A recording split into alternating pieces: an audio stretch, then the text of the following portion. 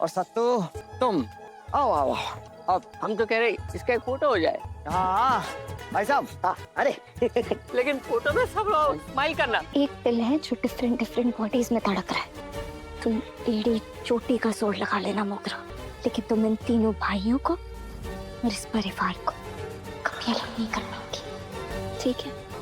देखते हैं, आने वाला वक्त बताएगा। वाह धीरू, तुमने तो बहुत बढ़िया बोला। अभी नेक्स्ट कौन है? नर्मदा भाभी। अरे नर्मदा जाओ। नर्मदा भाभी जाए। हम अरे जाओ। All the best. समझ नहीं आ रहा है हम कहाँ से शुरू करें, लेकिन हमारी एंट्री इस घर में कुछ बहुत अच्छे हालातों में तो नहीं हुई थी। और इस घर में आने से पहले हम सिर्फ केतु को जानते थे और बाकी सब हमारे लिए अजनबी थे। मुझे इस परिवार के साथ अपनी पूरी जिंदगी बितानी थी।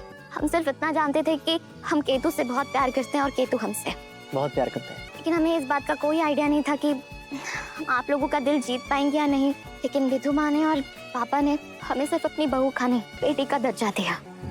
रज्जी, देखो सबने अपने अपने मन की बात बता दी ना, तुम भी बता दो। नर्मदा बहू ने बताया ना कि उसकी शादी कैसी हुई थी, तुम भी बता दो कि तुम्हारी शादी कैसे और किन हालात में हुई थी। तुम्हारे दिल पे कितना बोझ है ना। हाँ, ये सब राज कब तक छुपा के रखोगी? कभी कभी इंसान मैच हारने से नहीं टूटता, बल्कि तब टूट जाता है जब उसे पता चले कि उसके खिलाफ खेल शुरू होने से पहले ही साजिश रच दी गई थी।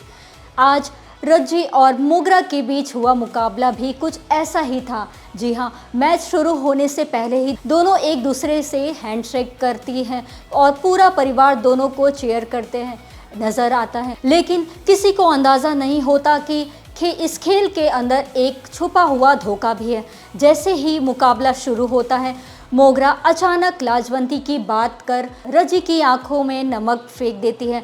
एक पल के लिए रज्जी कुछ देख नहीं पाती और दोनों जमीन पर गिर जाती हैं। सबकी सांसें रुक जाती है। मोगरा को लगता है कि अब जीत उसके हाथों में है, लेकिन रज्जी हार नहीं मानने वाली थी। अब अपनी तकलीफ को नज़रअंदाज करके वो फिर खड़ी होती है और जब मोगरा पीछे हटने की कोशिश करती है तब रज्जी उसे रोककर मैच जीत जाती है। रज्जी की टीम खुशी से झूम उठती है जब मोगरा के चेहरा उतर जाता है, लेकिन असली कहानी यहाँ से शुरू होती है। पूरा परिवार डांस और सेलिब्रेशन में बिजी हो जाता है। सबको लगता है कि खुशियों का ये दिन यादगार बन गया है, लेकिन दूर खड़ा विश्वा ये सब देख रहा होता है। वो तुरंत यश को फ़ोन करता है और महादेव के परिवार की खुशी देखकर जलन जाहिर करता है। तब यश एक ऐसी बात कहता है जो आने वाले तूफान का संकेत बन जाती है। वो कहता है कि उसने इनकी खुशियाँ बर्बाद करने का प्लान बना दिया। विश्वा बार बार पूछता है, लेकिन यश कुछ नहीं बताता। दूसरी तरफ मोगरा अपनी हार से परेशान बैठी होती है। लाजवंती उसे समझाती है कि ये एक मैच हारने से जंग नहीं हारी जाती। तभी यश का फ़ोन आता है और वो लाजवंती को मिलने बुलाता है। यश वादा करता है कि वो मोगरा को महादेव के घर की असली मालिक बना सकता है। ये सुनकर लाजवंती को चेहरे पर मुस्कान आ जाती है। वो मोगरा को कहकर निकल जाती है कि अगर कोई पूछे तो कह देना वो मंदिर गई है। पिकनिक में सब कुछ नॉर्मल लग रहा है, लेकिन केतन नर्मदा के साथ वक्त बिताना चाहता था, पर विद्या उसे बुला लेती है। धीरज और रजी के टेंट में हल्की नोकझोंक और पिलो फाइट हो जाते हैं, जो कि सबको हंसा देती है। लेकिन इन हंसी के पीछे भी एक बड़ा राज छुपा हुआ है। महादेव सबको इकट्ठा करता है और अपनी ज़िंदगी की कहानी सुनाता है।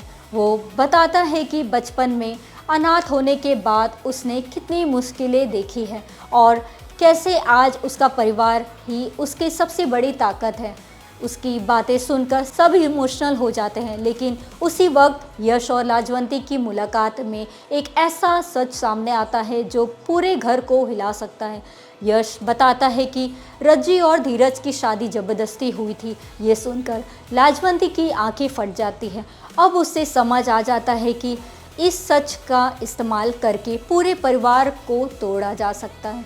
वापस आते ही वो मोगरा को वॉइस मैसेज भेजकर सब बता देती है। मोगरा खुशी से भर जाती है क्योंकि अब उसे रज्जी को नीचा दिखाने की मौका मिल गया है।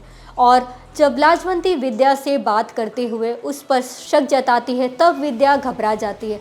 रज्जी भी जवाब देती है और माहौल गर्म हो जाता है। आखिर में मोगरा अपनी रजी के प्रति नफरत जाहिर कर पाती है और लाजवंती वादा करती है कि बहुत जल्द पूरे घर के सामने एक ऐसा सच फूटेगा जो सबकी ज़िंदगी बदल देगा। ऐसी और टीवी की लेटेस्ट अपडेट के लिए हमारे साथ जुड़े रहिए टेलीफ्लिक्स पर और लाइक, शेयर और सब्सक्राइब करना ना भूलिए।